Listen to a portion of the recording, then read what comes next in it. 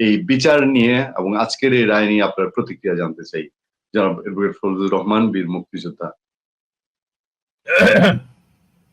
আপনাকে অসংখ্য ধন্যবাদ, এবং যারা আমাদের কথা শুনছেন এবং আজকের এই বাস্তবতায় অনেক বেশি কঠিন কথাগুলো শুনতে যারা বসছেন বা যারা অপেক্ষা করছেন, আমি তাদেরকে সালাম জানাই সারা দেশ এবং বিদেশ। আসসালামু আলাইকুম। দেখেন, রাজনৈতিক যে প্রতিক্রিয়া যেটা হচ্ছে সেটা আমরা সবাই জানি কি প্রতিক্রিয়া হচ্ছে, কিন্তু আমি ব্যক্তিগতভাবে রাজনৈতিক প্রতিক্রিয়া দিতে চাই না। এটা আমার দল দিছে বা দিবে, সেটা তাদের মতো করে তারা দিছে। আমি দলের বাইরে কোনো কথা বলবো না, দলের বাইরেও না। আমি দলের কথার সাথে আমি ডিফার করব না। কিন্তু আমার কথা হলো যে যেখানে বিচারটা হলো সেটা হলো একটা ট্রাইব্যুনাল। আমি প্রথম থেকে বলতেছি এই ট্রাইব্যুনালটা সৃষ্টি হয়েছিল যুদ্ধ অপরাধীদের বিচার করার জন্য, যারা 1971 সনে আমার 30 লক্ষ লোককে হত্যায় সহযোগিতা করেছিল, আমার মা বোনের ইজ্জত ধ্বংস করেছিল, শিশু হত্যা, নারী হত্যা করেছিল, যারা আমার দেশের সমস্ত বুদ্ধিজীবীকে হত্যা করে সমস্ত মস্তিষ্ক শূন্য করে দিয়েছিল। ওইটা এর চেয়ে জঘন্যতম ব্যাপার পৃথিবীতে কোনোদিন রাজনৈতিক কারণে ঘটছে এইরকম খুব বেশি ইতিহাস পাওয়া যায় নাই, যেটা জামাত ইসলাম বা আল বদর রাজাকার আল শামসরা ঘটাইছিল। সেই গণহত্যার বিচার করার জন্য এবং গণবিরোধী আল বদর রাজাকার আল শামস মানবতা বিরোধী তাদের বিচার, যুদ্ধ অপরাধীদের বিচার করার জন্য সেই কোর্টটা হয়েছিল। সেই কোর্টে আজকের 5ই আগস্টের আন্দোলনের অপরাধীদের বিচার করা বা অপরাধী বিচারে প্রতিষ্ঠিত হইলে সেই সব অপরাধীরা তো বিচারের আগে অপরাধী নয়, আরেকটা স্পেশাল ট্রাইব্যুনাল হইতে পারতো, এই কোর্টটা না। এটা একটা ভুল কোর্টে বিচার হয়েছে। আমি আপনাকে খুব ক্লিয়ারলি বললাম, আমি চ্যালেঞ্জ করলাম, ফাঁসি হয়েছে না যাবজ্জীবন হয়েছে সেই ব্যাপারে বিচার ভুল হয়েছে না শুদ্ধ হয়েছে আমি বলবো না। যে কোর্টের বিচার হয়েছে সেই কোর্টটা প্রতিষ্ঠার লগ্নটা বা প্রতিষ্ঠার যে প্রসিডিউরটা সেটা ভুল হয়েছে বলে আমি মনে করি।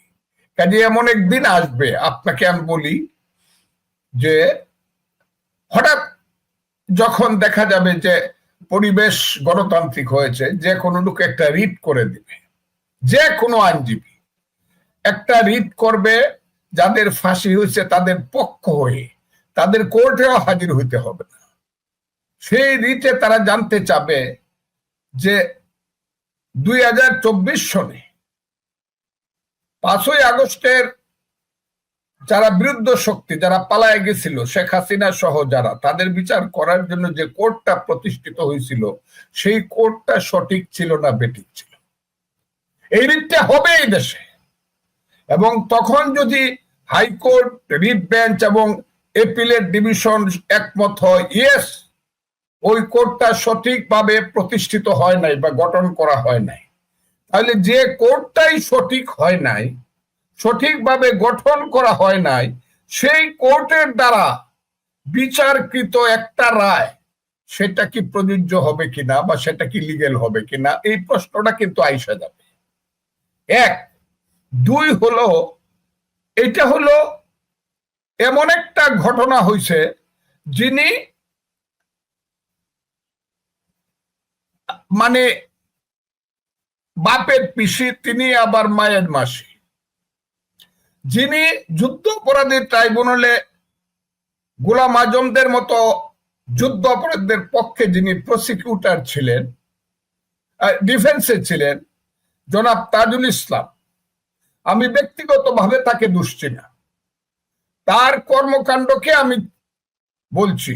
উনি ছিলেন ডিফেন্সের লয়ার, এখন আবার একই যুদ্ধ অপরাধী ট্রাইব্যুনালে উনি আবার প্রসিকিউশনের লয়ার উইথ অল দা শিবির কর্মী। এটা মনে হয় শিবিরের একটা আড্ডাখানা। আমি সবার নাম বলতে পারবো, এরা ছাত্র জীবনে সবাই শিবির করত এবং তাদের পূর্বপুরুষের ইতিহাসটাও বলতে পারবো। এদের বেশিরভাগ পূর্বপুরুষ মুক্তিযুদ্ধের ভূমিকা ভালো ছিল না, এরা মিলে তিলে একটা বিচার করছে, একটা প্রসিকিউশন করছে। এই প্রশ্নটা কিন্তু আসবে যে জনাব তাজুল ইসলাম যে মেইন প্রসিকিউটর, সেই প্রসিকিউটরের যে ভূমিকাটা ছিল এটা সঠিক ছিল কিনা।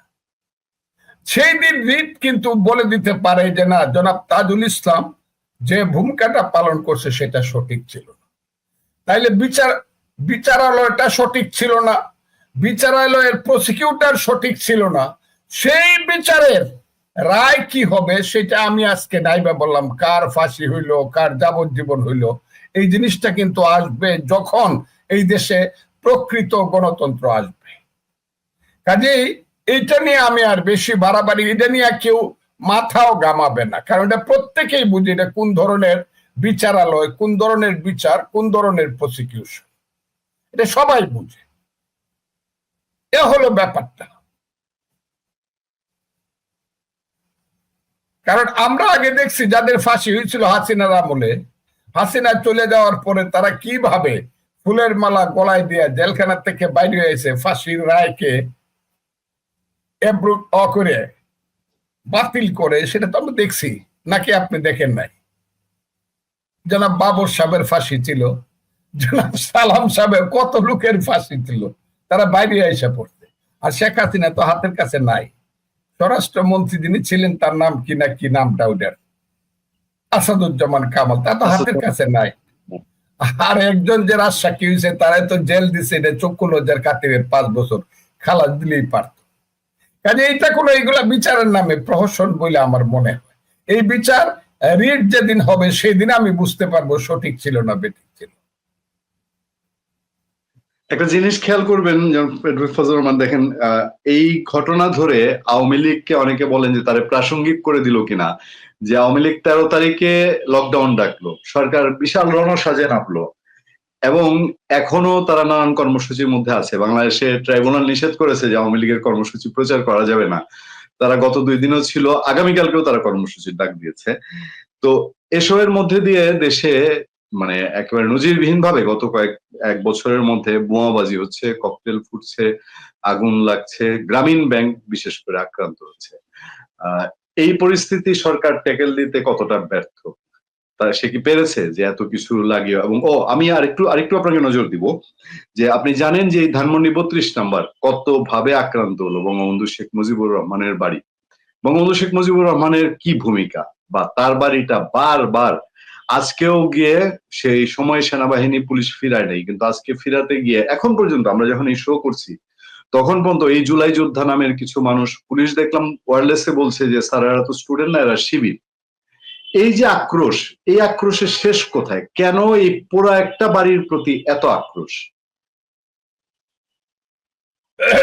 এই কারণে আক্রোশ, কারণ এই লোকটা এত খারাপ ছিল। আমি সবসময় বলি যে শেখ মুজিবুর রহমান এই যে বাংলার সবচেয়ে খারাপ মানুষ। তা নইলে কেন 66 সনে সে 6 দফা দিয়ে বলল যে আমার দেশের সম্পদ পশ্চিম পাকিস্তানে চলে যায়, আমার দেশের পাটের টাকায় রাওয়ালপিন্ডি, ইসলামাবাদ গড়ে উঠে, আর আমরা না খাইয়া মরি। আমার দেশের পদ্মা, মেঘনা, যমুনা শুকিয়ে যায়, আর ওখানে ইন্ডিয়ার সাথে চুক্তি করে সিন্ধুর পানি প্রবাহ তারা গতি রাখে। এই লোকটা কেন বললো যে 6 দফা দিলাম, আমার সম্পদ আমার, তোমার সম্পদ তোমার? তারপরে যখন তারা মানলো না, তাকে জেলখানায় নিয়ে গেল, তখন মানুষের মুখে ভাষা আসলো, তুমি কে, আমি কে, বাঙালি বাঙালি। তারপরে 69, 70, 71, তোমার আমার ঠিকানা, পদ্মা, মেঘনা, যমুনা, এই যে সময়টা টোটাল 66 থেকে 71, তারও আগের কথাটা আমি নাইবে বললাম, টোটাল সময়টার নেতাই শেখ মুজিবুর রহমান। উনি এইসব স্লোগান মানুষের, বাঙালি জাতির মুখে দিছে। পাকিস্তানিদেরকে পরাজিত করার জন্য যেভাবে তৈরি করা দরকার সেইভাবে শক্তি উনি তৈরি করছে। আর ওই যে যারা এখন তার বাড়ি ভাঙতে যায়, ওই শিবিরের কথা বললেন না, শিবির টিবির এরা হলো এই দেশের, আমি বলবো, পরাজিত শক্তির সন্তান। তাদের পূর্বপুরুষেরা এমন ভাবে শেখ মুজিবের মতো একটা খারাপ মানুষ তার ডাকে পরাজিত হয়েছে, মুক্তিযোদ্ধাদের কাছে পরাজিত হয়েছে, উসমানী, জিয়াউর রহমানদের কাছে, খালেদ মোশাররফদের কাছে, লাখ লাখ মুক্তিযোদ্ধার কাছে। এই সব নরপশু নরাধমদের পূর্বপুরুষরা এমন ভাবে পরাজিত হয়েছে, শুধু 1971 এই সনটা ক্যালেন্ডারে থাকলে পরেই এরা চিরদিন এদের পূর্বপুরুষ হবে মীর জাফর আর এরা হবে মীর জাফরের সন্তান। একটা উদাহরণ আমি আপনি দিই। আমি মুর্শিদাবাদ গেছিলাম। মুর্শিদাবাদ যাওয়ার পরে মীর জাফরের বিল্ডিং দেখলাম।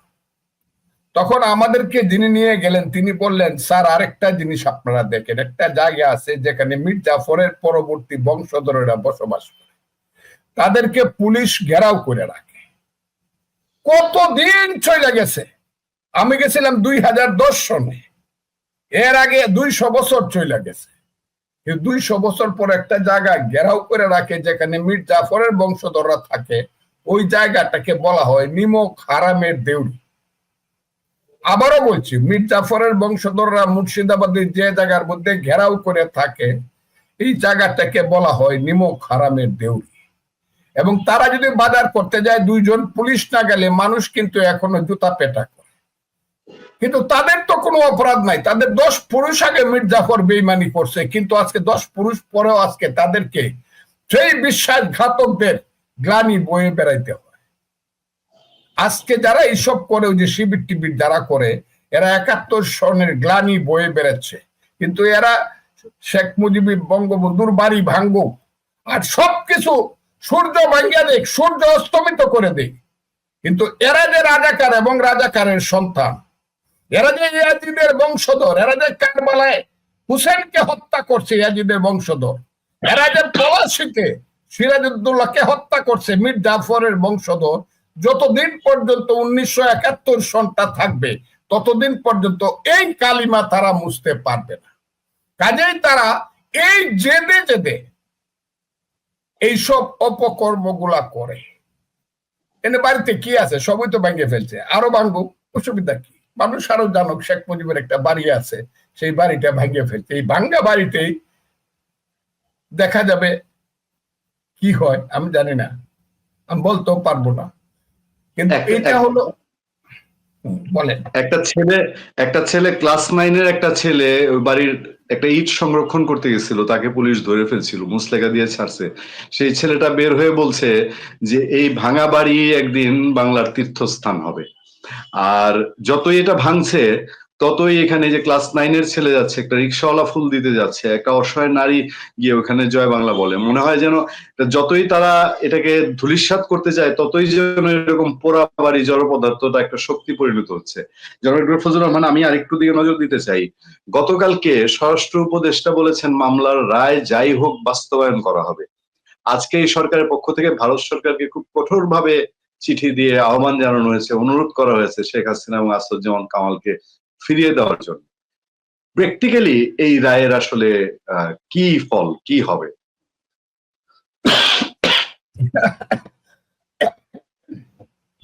আমি রাজনীতি করি, আমার একটা রাজনৈতিক দল আছে, সেই দলের একটা চিন্তা আছে, তার অভিমত আছে, তার ভার্সন আছে এই ব্যাপারে। আমি আপাতত এই ব্যাপারে কিছু বলবো না, তবে একটা কথা আমি বলে যাই যে একটা গল্প আমি আপনাকে বলি। আপনার বাড়ি মোহনগঞ্জ, আমার বাড়ি ইটনা। আমাদের দেশে যারা হাত দেখে তাদেরকে বলা হয় গণক। আবার একজন গণক ছিল খুব অভিজ্ঞ, সে হাত দেখতেও হইতো না, মানুষের কপাল দেখে বলে দিতে পারতো কপালে কি লেখা আছে।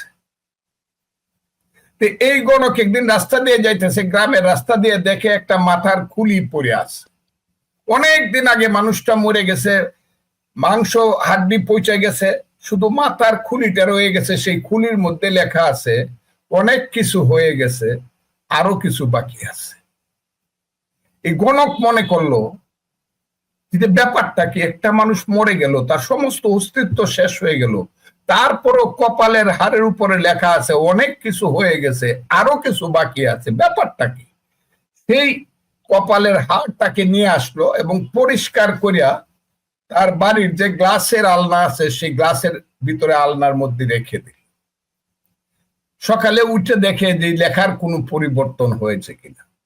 না, লেখার কোনো পরিবর্তন নেই, লেখা আছে অনেক কিছু হয়ে গেছে, আরো কিছু বাকি আছে। রাত্রে ঘুমানোর সময় দেখে লেখার কোনো পরিবর্তন আছে কিনা, কিন্তু দেখে না, একই লেখা আছে অনেক কিছু হয়ে গেছে, আরো কিছু বাকি আছে। আর গণকের যে স্ত্রী বউ, সে মনে করে লোকটা কি পাগল হয়ে গেল নাকি, মরা মানুষের মাথা সে কি দেখে, বিড়বিড় করে আবার কথাও। গণক একদিন বাজারে গেছে, মোহনগঞ্জের বাজারে। গণকের বউ একটু অবসর পাইয়া পাশের বাড়িতে গেছে। পরে পাশের বাড়ির ভাবি জিজ্ঞাসা করছে, ভাই কেমন আছে? ভাবি বলছে, আর বোন কই না, তোমার ভাই তো পাগল হয়ে গেছে। কেন পাগল হয়ে গেছে গা? বলছে কি একটা মাথার একটা খুলি, এইটারে সারাদিন দেখে খালি সে বিড়বিড় করে। আমি জিজ্ঞাসা করলে কোনো কথা কয়, ব্যাপারটাই তো আমি বুঝতে পারতাছি। ওই ভদ্র মহিলার স্বামী স্ত্রীর মধ্যে ঝগড়া লাগানোর জন্য একটু টিপ্পনি খাইতে বলল যে, আপনি জানেন না কিন্তু আমি জানি। বললো, কি জানেন, একটু দয়া করে বলেন। বললো, আমি জানি এই যে গলার যে এই যে মাথার যে ওটা হাড়টা, এটা হলো একটা মেয়ে মানুষের হাড়। আপনার স্বামী যখন কলেজে পড়তো, এই মেয়ে কলেজে পড়তো, তাদের দুইজনের মধ্যে প্রেমের সম্পর্ক ছিল, কিন্তু তাদের মধ্যে বিয়ে না হইয়া বিয়ে হয়েছে তার আপনার সঙ্গে। সেই কারণে সে আত্মহত্যা করছে, কিন্তু আপনার স্বামী তাকে ভুলতে পারে। সেই কারণে তার মাথার খুলিটাই না গ্লাসের মধ্যে রেখে প্রত্যেকদিন দেখে তার মনের জ্বালা মিটায়। এই কথা শোনার সঙ্গে সঙ্গেই গণকের স্ত্রী কইতেছে, গোলামের পুত, হ্যাঁ জিতা বেডির সাথে প্রেম করছিলি, এখন মরা বেডিরও বলতে পারছস না, তাহলে আমারই বিয়ে করতা, তোর দেখাইতেছি। কয়ে গিয়া গ্লাসের ভিতর থেকে মাথার খুলিটা বাইর করিয়া ওই যে সিয়ার মধ্যে ফাড়াইয়া এটাতে পাউডার বানায় ফেলছে। পাউডার বানায় ড্রেনের মধ্যে ফালাইয়া দিছে বাড়ির পিছন।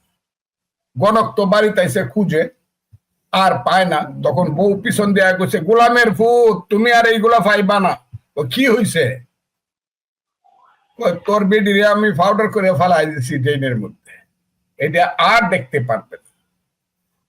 তখন গণক হাঁটতে হাঁটতে ড্রেনের কাছে, নর্দমার কাছে গিয়া দেখে এটা করে পাউডার করে ফালাই দিছে। তখন সে বলতেছে, ওই যা অনেক কিছু হয়ে গেছে, আরো কিছু বাকি আছে, এটা পাউডার হওয়ার বাকি আছিল। বাংলাদেশে কিন্তু অনেক কিছু হয়ে গেছে, আরো কিছু বাকি আছে, আমি কয়ে দিলাম। আমি জানি না আমার দল কি করবে, আমার দলের মানুষের চিন্তা অনেক দূরে, অনেক জ্ঞানী মানুষ আমার নেত্রী আছে, নেতা আছে, কিন্তু বাংলাদেশে কিন্তু অনেক কিছু হয়ে গেছে, আরো কিছু বাকি আছে। এইটা কিন্তু দেখার বাকি রয়ে গেছে, কারণ যে প্লেয়াররা এখানে আসছে, ইউনূস সাহেবের মতো প্লেয়াররা কিন্তু এইখানে খেলতে আসছে, তারা এই দেশটাকে নিয়ে চক্রান্ত করতে আসছে, তারা এই দেশটাকে নিয়ে তাদের ভাগ্য করতে আসছে, এবং এই দেশটাকে তারা আন্তর্জাতিক শক্তির গুটি হিসাবে তারা ব্যবহার করবে। এবং ওই যে আন্তর্জাতিক শক্তি, সেই শক্তির কাছে যতক্ষণ পর্যন্ত আমার দেশটা বন্ধক না পড়বে, ততক্ষণ পর্যন্ত আমার ধারণা, মানুষ যদি সচেতন না হয়, বিশেষ করে বিএনপি যদি সচেতন বিশেষভাবে না হয়, আমার দেশটা বন্ধক পড়ে যাওয়ার সম্ভাবনা আছে। আমি বারবার একটা কথা বলি, এই দেশে 26 সনের ফেব্রুয়ারির প্রথমার্ধে ইলেকশন হবে কিনা, এইটা মূল কন্ট্রাডিকশন না। এই দেশে মূল কন্ট্রাডিকশন এখন আমি বলতেছি, এই যে রাজাকারের বাচ্চারা যারা আছে, এদের মূল কথা হইল ৭১কে রাখবো না, ৭১কে ধ্বংস করে দিব ক্যালেন্ডারের পাতা থেকে। এই ৭১ হইল মূল কন্ট্রাডিকশন। যারা ৭১ চায় না, তারা জামাতের নেতৃত্বে একজন, আর যারা ৭১ চাইতো এক সময় এরা পালাইছে, আর বিএনপি আছে দুদুল্যমান অবস্থায়। কিন্তু একটা সময় আসবে, ৭১কে সম্পূর্ণভাবে যদি কেউ মুছে ফেলতে চায়, এই দেশে একটা নিশ্চিতভাবে একটা রাজনৈতিক যুদ্ধ, নিশ্চিতভাবে একটা রাজনৈতিক যুদ্ধ হবে, কারণ মুক্তিযোদ্ধারা এখনো মরে নাই। এইটা হলো প্রিন্সিপাল কন্ট্রাডিকশন এই দেশে। ইলেকশনটা প্রিন্সিপাল কন্ট্রাডিকশন না, দেশ থাকলে ইলেকশন হবে, কিন্তু দেশেই যদি না থাকে ইলেকশন করবেন কোথায়? এই জায়গাতে দেশটা এখন চলে গেছে, এই দেশটাকে রক্ষা করতে হবে। আমি মনে করি এখানে হাসিনার বিচার হইল কি হইল না, যাবজ্জীবন না ফাঁসি, তার চেয়েও বড় কথা হলো ৭১ থাকবে কি থাকবে না। আর ৭১-এর কথা মনে হইলেই যারা পরাজিত শক্তি তাদের কাছে সবসময় মনে হয় ওই যে একটা মানুষ, ওই যে একটা মানুষ, ওই তো সব আকাম কুকাম করছিল, আমরা পৃথিবীর সবচেয়ে ঘৃণিত লোক বানাইছে, কাজে ওকে নিশ্চিহ্ন করে ফেলো। আর ওকে নিশ্চিহ্ন যত করতে চাবে ও তত বাইশেও। এটা হলো কথা, এইখানে হলো কন্ট্রাডিকশন। আমার কথাটা শুনেন, রায় হইল হাসিনার বিরুদ্ধে মিছিল হবে আনন্দের, হাসিনার ফাঁসি চাই ফাঁসি চাই, ফাঁসি কার্যকরী করো। এনে ৩২ নম্বর বাঙ্গার তো কোনো দরকার নাই। তাইলে যেটা হাসিনার চেয়েও আরেকখানে বেশি, আরেকজনের উপরে বেশি, সেটা হলো মুক্তিযুদ্ধের উপরে রাজাকারের বাচ্চাদের জেদটা হলো সবচেয়ে বেশি। আমি একটা জিনিস আমি খুব ক্লিয়ার করার জন্য বলি, যারা ৫ই আগস্টের আগে হত্যাকাণ্ড ঘটাইছে সরকার থেকে, তাদের কঠিন বিচার হোক, আমার কোনো আপত্তি নেই, কিন্তু আমার আপত্তিটা হলো প্রসিডিউর অনুযায়ী বিচার হোক। এ হলো কথা। পুলিশ হত্যা, আমার দাবি। হ্যাঁ, পুলিশ হত্যা, এটা বলবো, এটা বলতে গিয়ে তো আমার উপরে যে আঘাত আসতেছে সেটা বলার, আমি প্রথম বলছি, পুলিশের কি মা নাই? পুলিশের কি বাপ নাই? পুলিশের সন্তান নাই?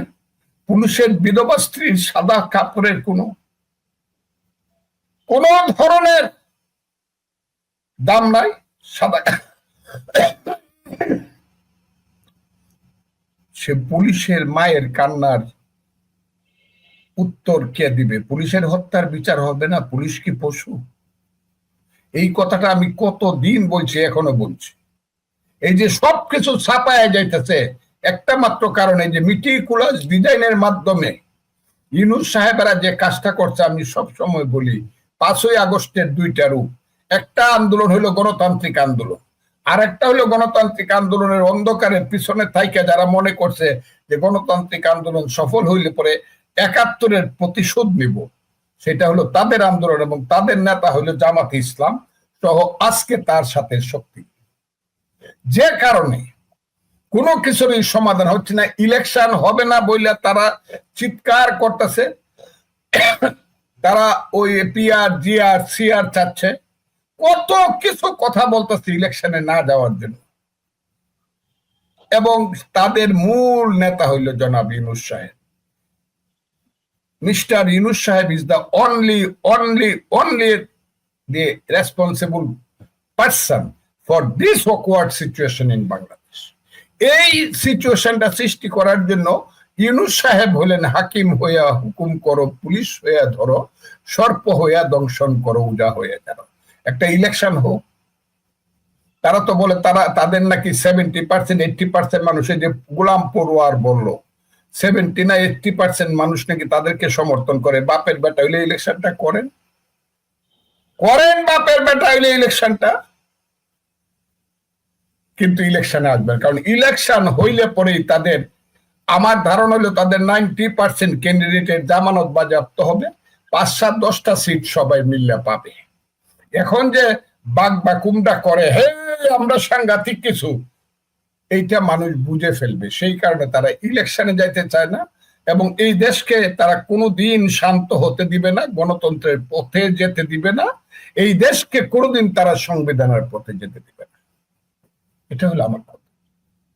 আপনি একটা জিনিস জানেন যে এটা নতুন করে বলার কিছু নেই, গত ১ সপ্তাহ ধরে দেশের যে পরিস্থিতি, বিশেষ করে ১৩ তারিখের আর ২ দিন আগে থেকে এই ফাঁসির রায় কেন্দ্র করে চারদিকে কি একটা অবস্থা, এবং গ্রামীণ ব্যাংক আক্রান্ত, সবচেয়ে বড় জিনিস যেটা। তো এর বাইরে আরো দেশের ভেতরে অবস্থা, দেশের বাইরে সব পত্রপত্রিকায় খবর এসছে যে ইন্ডিয়া হঠাৎ করে ৩টা গেরিসন করছে আমাদের বর্ডারে, লালমনিরহাট বর্ডারে ৩টা গেরিসন করছে, সেখানে তারা সেনা স্টেশন করছে। এটা নিয়ে আমাদের সরকারের কোনো বিবৃতি নাই, বা কেন হচ্ছে বাংলাদেশের মানুষের ভিতরে যে একটা টেন্স ভাব, এবং উল্টা ইন্ডিয়ার সাথে রিলেশন দিনকে দিন খারাপই হচ্ছে। মুম্বাই আক্রমণের পরে গাড়ি বাস্টের পরে ভারতীয় পত্রপত্রিকা প্রকাশ্যে বাংলাদেশের উপরে দোষারোপ করছে।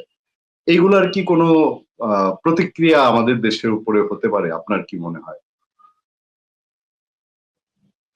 ইন্ডিয়া বললে পরে এমন একটা প্রবলেমে পড়ে মানুষ,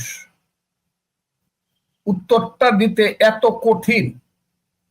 আপনি সত্য কথাটা বললেই বলবে এই তো ভারতের দালাল। যা হোক, সেটা আমি চিন্তা করি না।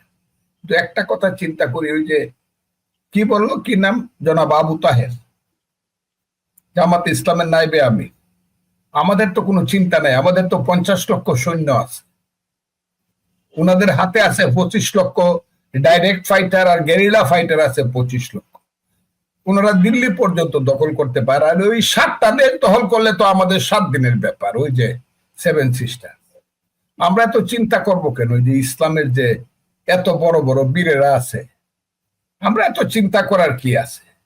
কিন্তু এইসব রাজাকারের বাচ্চারা বুঝে না যে 71 সনে কিন্তু হাজারে হাজারে মিছিল বাইর করতো, বায়তুল মুকাররম থেকে গোলাম আজমের নেতৃত্বে মিছিল বাইর করে কিন্তু সদরঘাট পর্যন্ত প্রত্যেক শুক্রবারে হাজার হাজার মানুষ যাইত।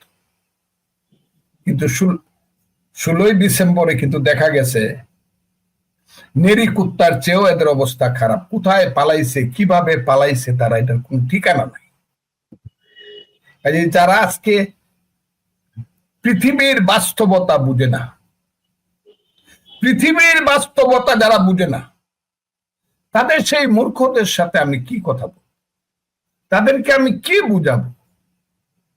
আর আপনি দুনিয়া যদি কিয়ামত না হয়, তাহলে তো ইন্ডিয়া আমার চতুর্পার্শ্বে চিরদিন থাকবে। 3 পার্শ্বে থাকবে ইন্ডিয়া, 1 পার্শ্বে বঙ্গোপসাগর।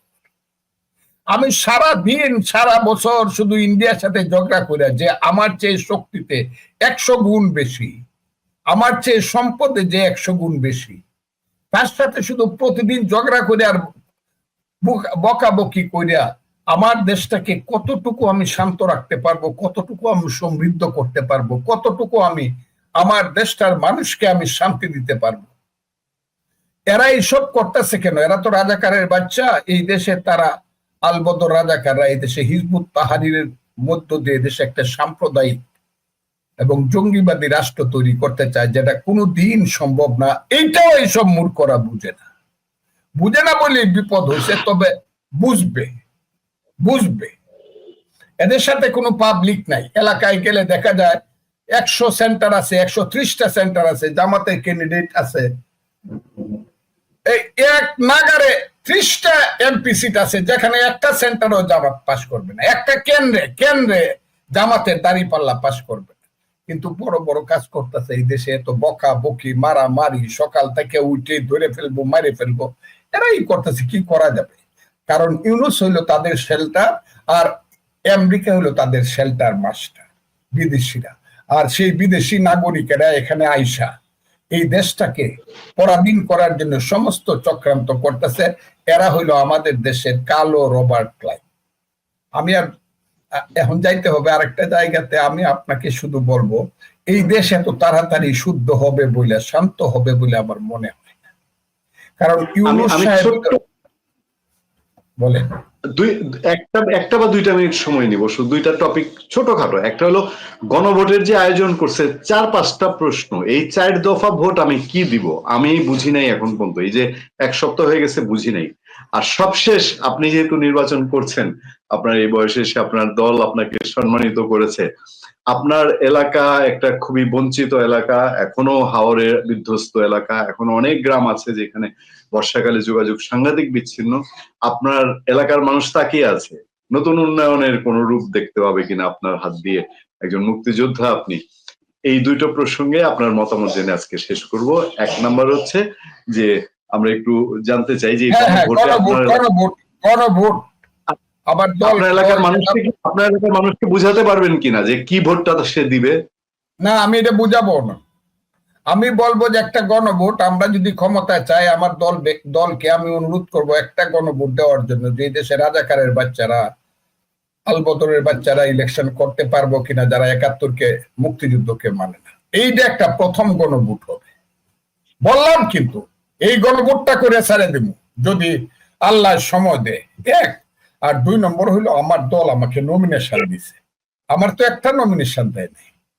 আমি আমার নেত্রী, দেশ নেত্রী খালেদা জিয়া এবং জনাব তারেক রহমান আমার নেতার প্রতি আমি কৃতজ্ঞ এই কারণে আমার 2টা নমিনেশন দিছে।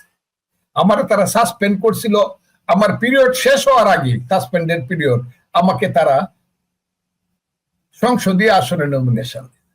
তাইলে আমার তো 2টা নমিনেশন, ডাবল নমিনেশন। সেই কারণে আমি তাদেরকে ডাবল আমি কৃতজ্ঞতা জানাই, তাদেরকে ধন্যবাদ জানাই এবং আমার দেশের মানুষকে এবং স্থায়ী কমিটিকে আমি ধন্যবাদ জানাই, নেতা নেত্রীকে ধন্যবাদ জানাই।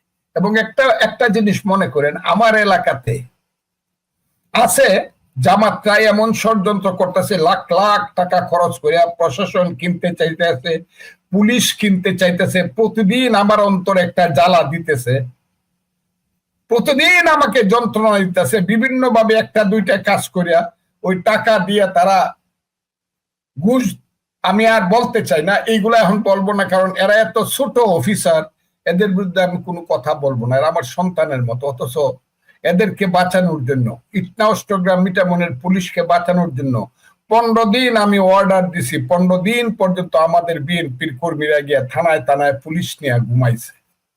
আর আমার কথার জন্য, আমার বক্তব্যের জন্য অন্তত 5,000 পুলিশ তাদের আল্লাহর রহমতে জীবন রক্ষা পাইছে।